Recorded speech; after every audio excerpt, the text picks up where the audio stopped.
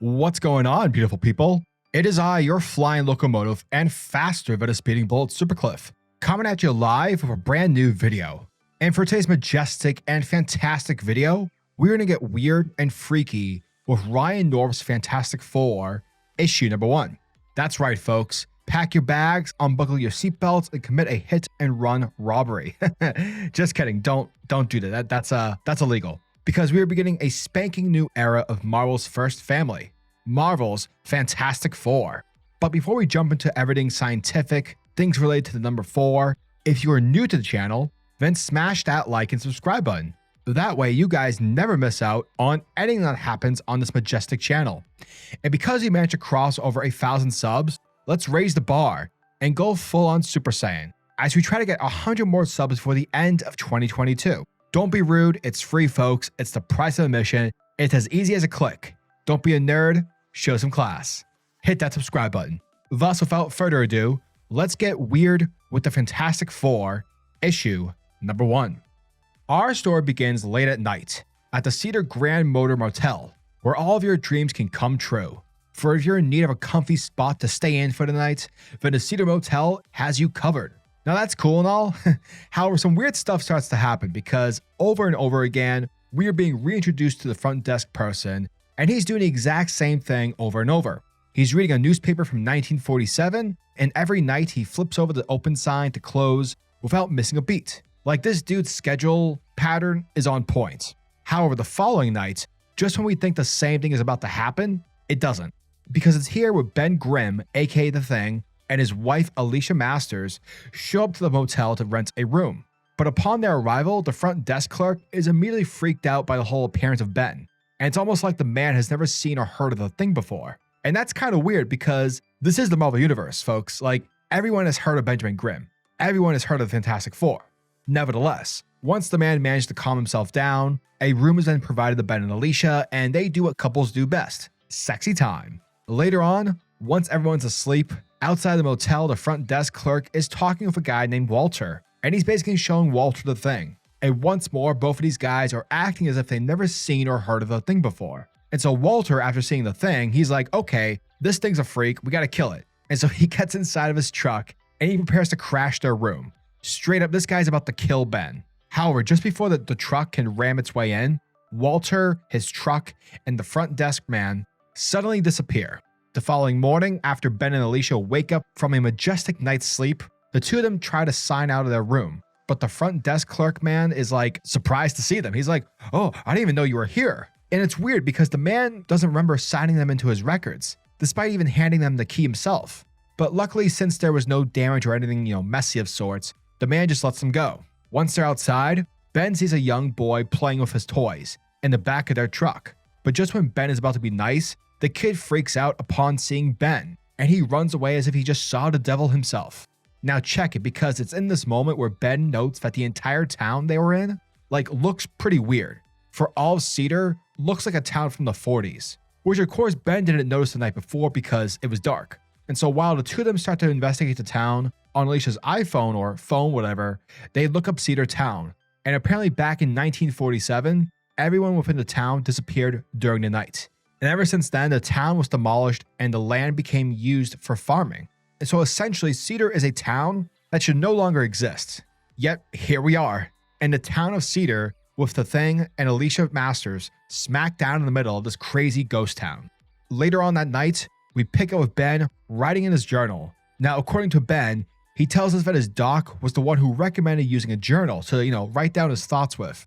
Now, of course, we don't know why or what he needs help with, per se, but it's safe to say that something happened prior to this issue. Something happened to Ben. Afterwards, Alicia returns carrying a newspaper, and what Ben reads is that the paper is dated 1947. So yeah, having been on so many adventures with the Fantastic Four, it's obvious that the two of them are somehow trapped in a time loop.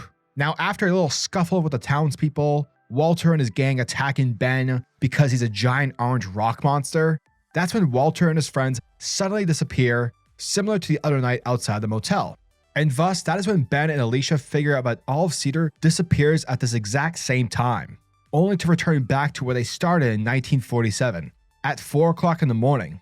Every time it's 4 o'clock, it's essentially a restart point. Very much like the Tom Cruise movie, The Edge of Tomorrow. Yeah, great movie, by the way. Except rather than dying and starting over, whatever it's 4 o'clock in the morning, that's when the restart phase begins.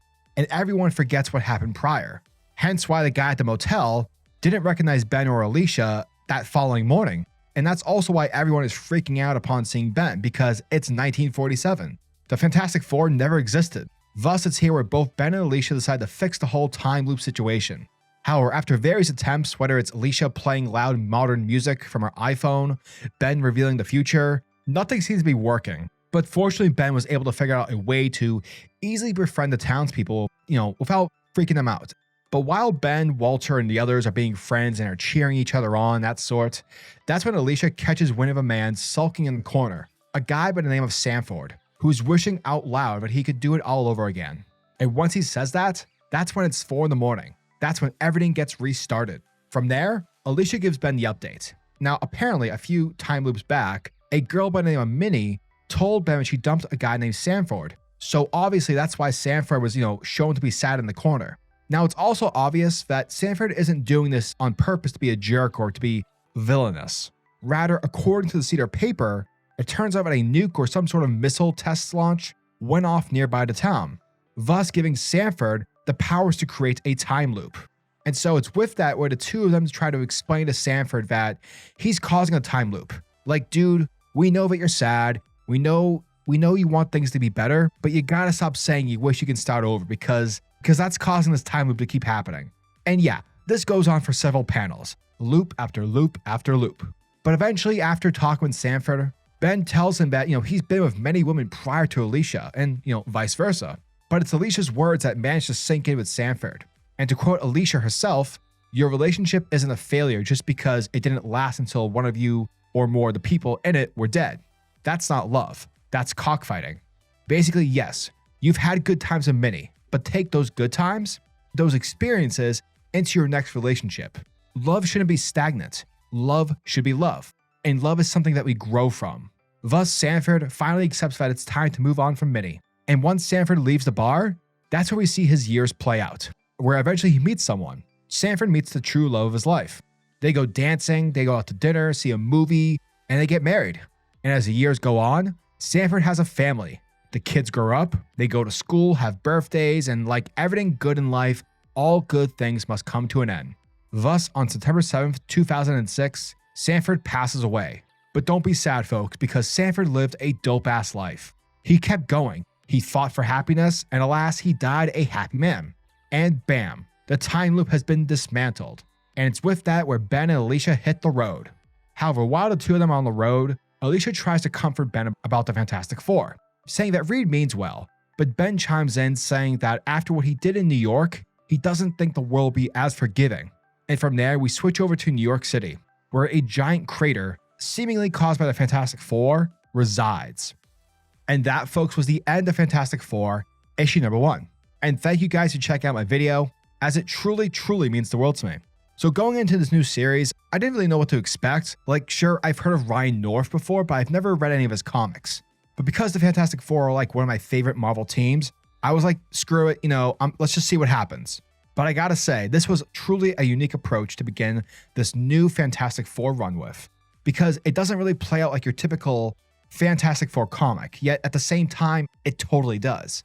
The comic has us following Ben and Alicia the entire time, so they can solve this weird time cycle case. And there's no evil villain to fight in this. There's no mention of Dr. Doom. There's no Reed having his haha, I'm a genius moment. There's no Namor trying to flirt with Sue. There's none of that. Rather, to quote Ryan North, who was given an interview from CBR, he basically said that the way he was going to approach this book was by introducing a mind-blowing sci-fi concept of the week sort of format. Basically, Fantastic Four meets the Twilight Zone and meets the X-Files. And that's a pretty genius concept, but it's also something that I don't think has been done before for the Fantastic Four. And that approach is extremely fitting for a group like the Fantastic Four.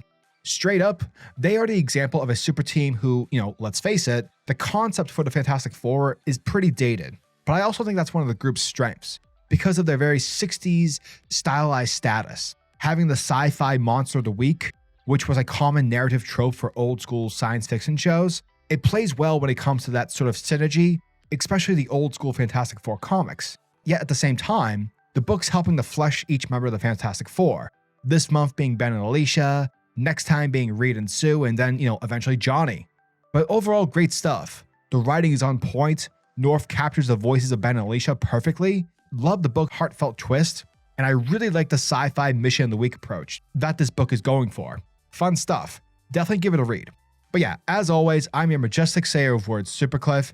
And if you guys are new to the channel, then do me a solid by smashing that like and subscribe button. And also the notification bell so you'll never miss out on an upload. And so you'll always be kept up to date with your favorite top tier comics happening in the comic book world. Now tell me, what are your thoughts and opinions on this issue? Are you guys excited for issue number 2? And also, are you guys seeing Wakanda Forever this weekend? I know I am. I'm seeing it tomorrow at 7 or 8, I believe. But yeah, let me know down in the comment section below what you thought about this comic. And until the next video, peace.